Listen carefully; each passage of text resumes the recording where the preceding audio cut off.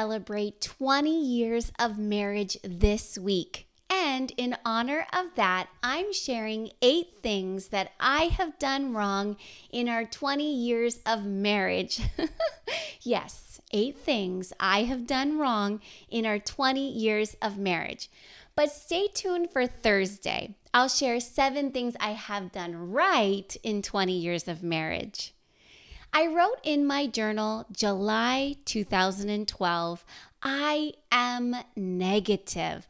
I speak things that make Andrew feel like he can't do anything right. I smile less. I am frustrated. Why Andrew still loves me, I don't know. He has a lot to put up with. Wow, what else can I say but that our 20 years of marriage hasn't all been rosy and wedding bliss. But I can't wait for 40 more years, as long as the Lord gives us days and breath. So, what are these 8 things I have done wrong in my marriage? Let's dive right in so that you don't make the same mistakes I have. You're listening to the Renewed Mama podcast. I'm Kimberly Mutar, and I help mamas like you stay renewed in your thoughts that are on repeat while you wash dishes or fold laundry. Renewed in the words you say to yourself and to your children when it's the best day ever, and when it spirals into chaos and temper tantrums. Renewed in how you respond so that you keep showing up as the mama you want to be. Have you made any marriage mistakes? Tell me your biggest marriage mistakes in the comments below. If you know someone who is newly married or about to be married, would you pause this episode right now and share it with them? You can save them tons of heartache and miscommunication and frustration if you would send this to them now. I believe a marriage doesn't have to have these mistakes like mine did. So share this episode. All right, are you ready? Number 1 thing I did wrong in my marriage is not communicate well. Oh boy, did I not know how to communicate well with Andrew. I didn't know how to say what I really meant, how to say it in a way that he would receive and he wouldn't take offense. When I spoke my mind, that didn't work. When I held it in, that didn't work. When I tried the sandwich method, the praise or encouragement and then something to work on and then the praise, he was suspicious. I'm still learning to communicate better. Aren't we all? What I wish I did or knew is that, at least for Andrew, stopping what I'm doing and listening, smiling, looking him in the eyes, nodding my head, making eye contact, that honors him. He feels heard. Sometimes as busy moms, we can't drop everything we are doing and listen to our husbands. It's just not realistic, especially when there are kids all around. So I try to say something like, I'm totally listening to you right now. I'm just chopping up salad for dinner. Or, may I listen to you while I wash these pots and pans? We also try to set aside time to sit together and talk, even if it means the kids are on their devices. We make a coffee, we talk. We really have to carve out this time together to stay in touch. Also, be clear on what you really mean to say. Don't expect them to read between the lines. Here's a few examples. When I say that I am, whatever the emotion is, when I say that I am stressed, what I really mean is I need help. I can't do everything. I'm upset that I can't keep everything together. Are you willing to? And then whatever it is you need help with. Maybe that's saying, right now, I don't need you to solve any problems. I just need you to listen to me. Or maybe that is saying, I'm asking you to help me solve this problem. I've gone over it so many times in my head and I don't know the right solution here. Would you help me? If you struggle in your communication in your marriage and with your children for that matter, I highly recommend that you listen to a past Renewed Mama episode called No More Miscommunication with Tara Wages from the Connection Codes. It is an amazing episode that's going to help you learn how to communicate in a way that helps you and your husband and your children feel honored and seen and heard. It's a game changer for better communication. I'll leave the link in the show notes. The number 2 thing that I did wrong in my marriage was assume that what happened in my home or the man my dad was growing up and what he did should be what my husband is or does. I did not have any idea I had this expectation when I stepped into marriage. It just kind of surfaced when Andrew didn't do what I expected him to do because of what I saw my dad do. For example, mom washed dishes, dad dried. They talked about their day at work while us kids did homework at the dining room table. Friday evening, we all went to town and did grocery shopping. Saturday morning, mom and dad chopped veggies and meal prepped. I mean, my mom was a meal prepper even before it was cool. My dad folded laundry. I just assumed that all husbands, my husband, would be like my dad and do those things too. My dad is also vision impaired. I never knew him as a seeing man. He always asked us girls, "What can I do for your mom? I can't see, so tell me how I can help her." My husband is a seeing man, so I thought that I shouldn't have to tell him how I needed help or when I needed help. He should just see that I need help. He should just know, right? Like, duh. Which leads me to the next thing I did wrong in my 20 years of marriage. I let my pride and ego get in the way of asking for help.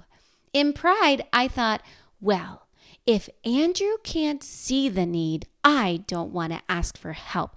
I should be able to do this anyway on my own. I should have things under control. See how I like to have things under control? Now, understand that this didn't really show up until 5 years after we were married when we brought home our first daughter. When it's just the two of you, no big deal. But when Sweet Karis came, I needed help. And with all of those baby, new mama emotions, I settled into the false expectation that he would just know how I needed help and jump to meet the need. I know you're laughing right now. You're probably thinking, Kimberly, of course he doesn't know unless you ask him. Mama, you are so much smarter about men than I was. Look, Andrew is so happy to lend a helping hand. He wants to be a helper and a problem solver. He is actually an amazing problem solver and strategist. He is so giving of his time and his help. It was my problem. What I needed to learn earlier was to say, I need help. I'm tired. I'm overwhelmed. Would you be willing to, and then just list some of the things that I needed help with and let him help. And to do it his way, didn't have to be perfect, my way, right? So don't make the same mistake that I made.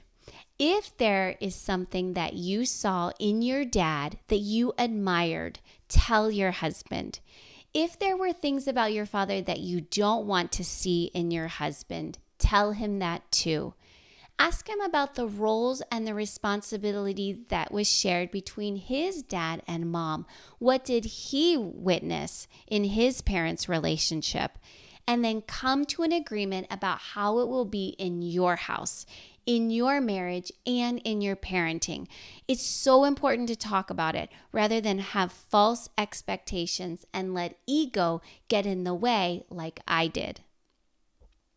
Number 4. The number 4 thing that I did wrong in my marriage was to be negative, critical, and judgmental.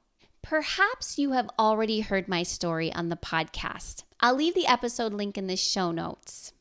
If you haven't, judgment, negativity, and criticism is a big part of my story. I have to be super intentional to kick it out and not let it take up residence in my heart, in my thoughts, words, and responses like it once was. Where did this judgment, negativity, and criticism come from? Of no fault to his own, my dad, being blind, was hard on himself. He would say things like, "I'm not a good father because I can't drive you to field hockey practice." In my mind, as a kid, I didn't want any other dad. As a dad, he was faithful, present, and loving. He took interest in what interested us. He worked hard, and he still works today with all of the amazing tools for the visually impaired. He changed the oil in our cars, push mowed the lawn, helped us with schoolwork. As I said earlier, he folded laundry and chopped veggies. He played baseball with us. He was the pitcher, and we just told him a little bit higher, a little to the right, a little to the left.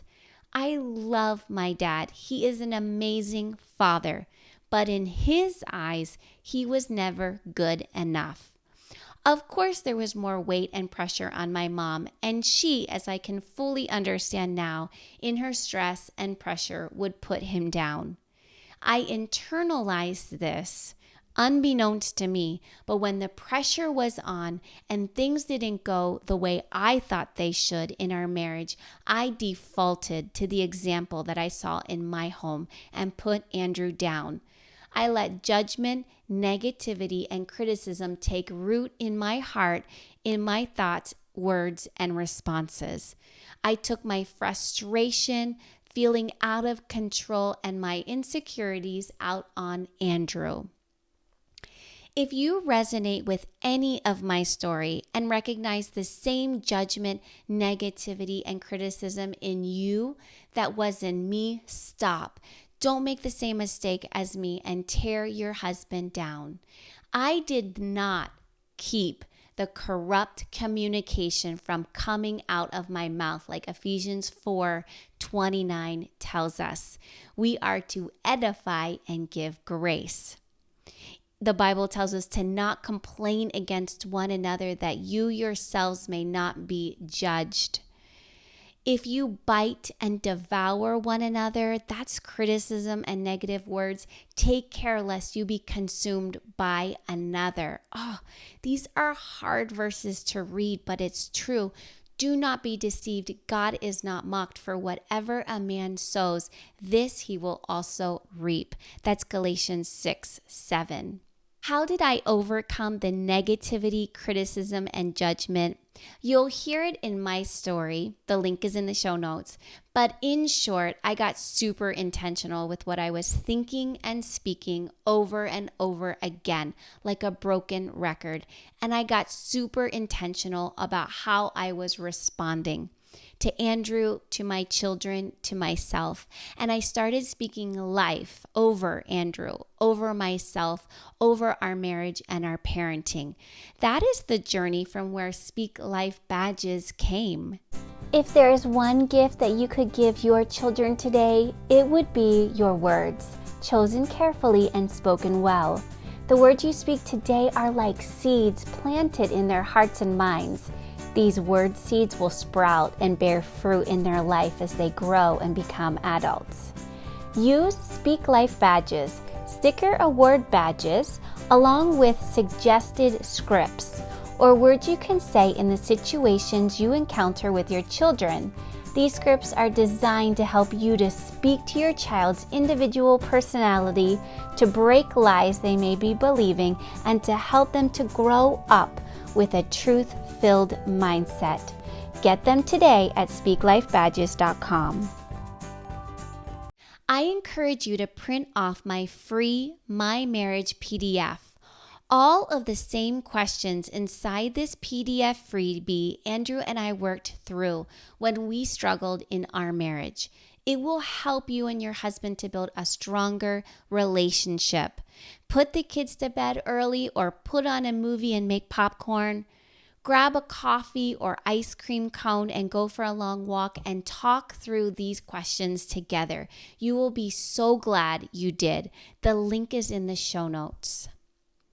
All right, number 5.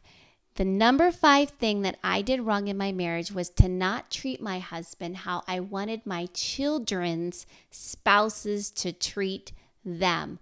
Ooh, let me say that again. Treat your husband how you want your children's spouses to treat them.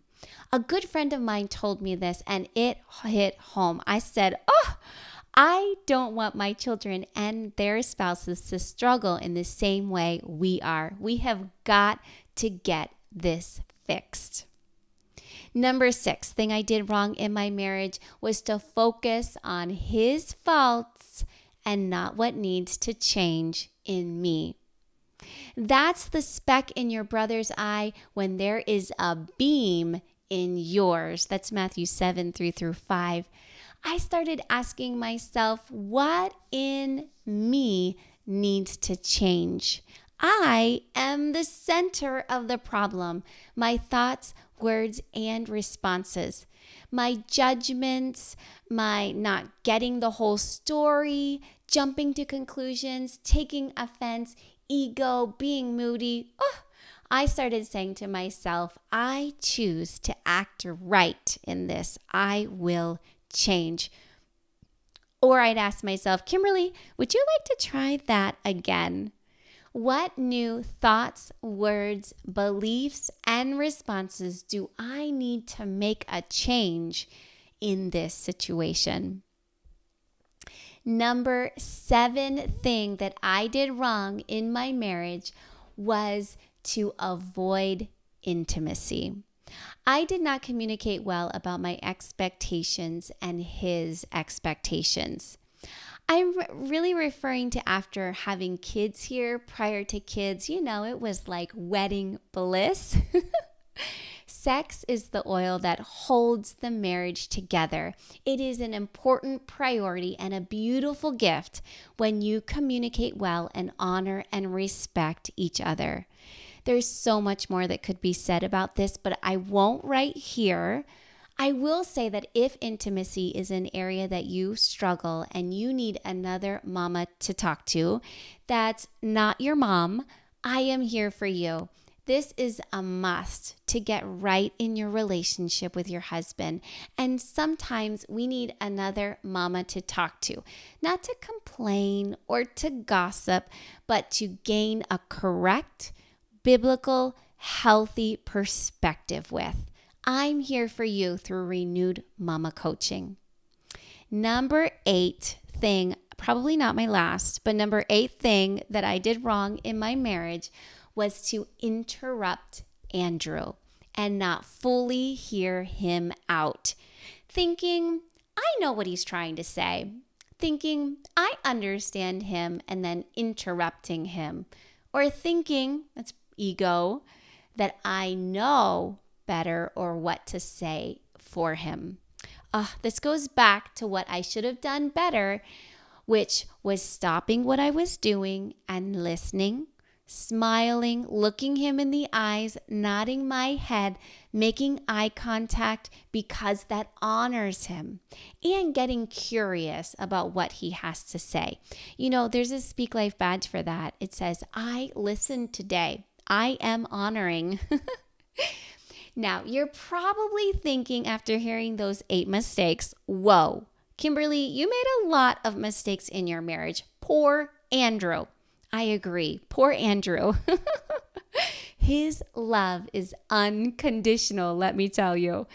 Hey, mama, you might be completely satisfied with your marriage and it's perfect. You don't even need to listen to Thursday's episode because you're already doing everything right. Look at you go, mama. I could learn from you, but maybe not. Maybe you totally related with me. You can raise your hand at making 1 or 2 or all of the same mistakes that I made in my marriage. I get you.